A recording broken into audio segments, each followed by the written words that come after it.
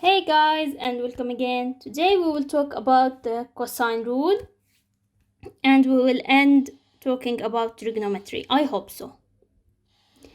So now the cosine rule. The same triangle as I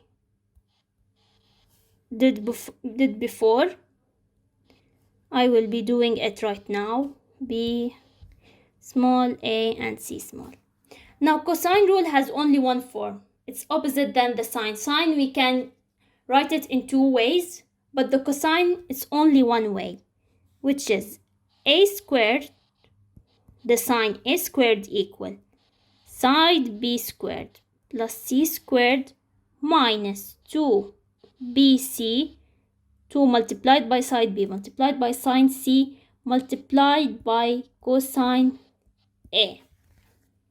In this rule, if I'm starting here with the side a, I need to end up with my angle. So I will only use the angle of my side that I am using here, of my first side. If you used here A and C, and here is my B, I will have at the end cosine B. And in the middle, I will not have any B. So here I have A squared. I will not use any A inside. I will use only the angle at the end. This is the cosine rule. A squared equal B squared plus C squared minus 2 multiplied by B multiplied by C multiplied by cosine A.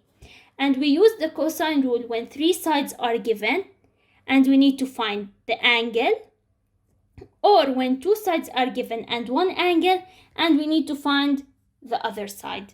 This is when we use the cosine rule. We will take two examples. Okay, we have this example, but first I want to name the sides A, B, and C. Now we want to find the angle A. So which side will be first? I will write first the A squared equal to, because I want to find the cosine A.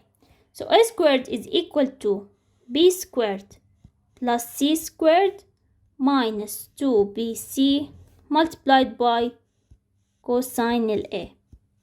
You can rearrange it right now, but I prefer at the end when I plug in the information. I think it's easier.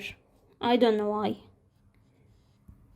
You can rearrange it first. I will show you now how. Or you can do it like what I am doing. I think I did a mistake here. No, it's correct. Here is the mistake. 2 multiplied by B, which is 15, multiplied by C, which is 12,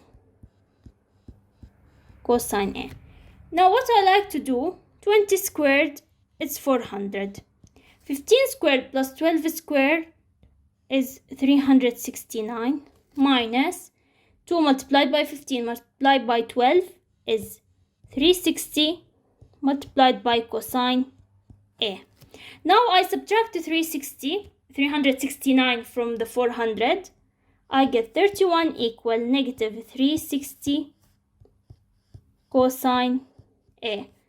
Now I divide by negative 360, so I get 31 divided by negative 360. We take cosine inverse, so A is equal to cosine inverse 31 divided by negative 360. And it's okay to put negative inside the cosine, because cosine is not an even. Sine is even, but cosine is odd. So here we go. My A is equal to 94.9.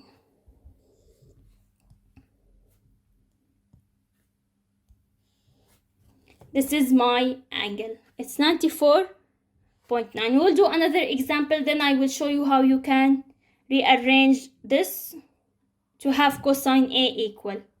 Cosine A, the subject of the formula. Let's take another example. Okay, now we need to find the side. So my side is directly opposite to my angle. So it's easy. X squared equal 15 squared plus 7 squared minus 2 multiplied by 15 multiplied by 7 cosine 25. This is my A, and here is my B, C, it doesn't matter.